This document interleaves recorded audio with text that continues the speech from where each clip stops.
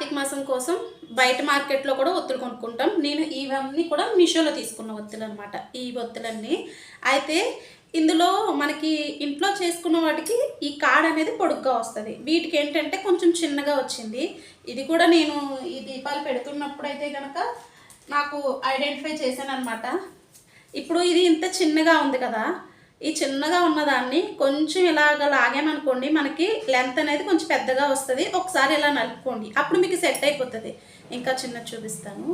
ఇప్పుడు ఇది ఇంత చిన్నగా ఉంది, మనకు ఒత్తి వెలిగించుకునేటప్పుడు ఏంటంటే కొంచెం ఇబ్బంది అవుతుంది. అంటే చిన్నగా ఉండి తొందరగా కొండెక్కిపోతుంది అనమాట. లేదంటే కనుక వెలగదు, దీపంలో పెట్టినప్పుడు దానికి లెంత్కి అనేది సరిపోదు అనమాట. అలాంటప్పుడు ఏంటంటే ఇదిగో ఇది ఉంది కదా, ఒకసారి ఈ వెనకాల పార్ట్ని పట్టుకొని ఇలా లాగండి. ఇలా లాగితే మీకు కొంచెం పెద్దగా అవుతుంది. ఇప్పుడు డిఫరెన్స్ చూపిస్తాను చూడండి. ఇదిగోండి ఈ ఒత్తికి అంటే మనం మీషోలోని కాదు, బయట మార్కెట్లో కొనే ఒత్తులు ఏవైనా ఇలా ఉంటాయి.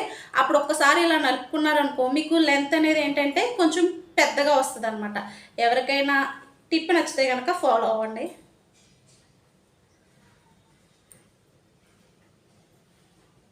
అంతే.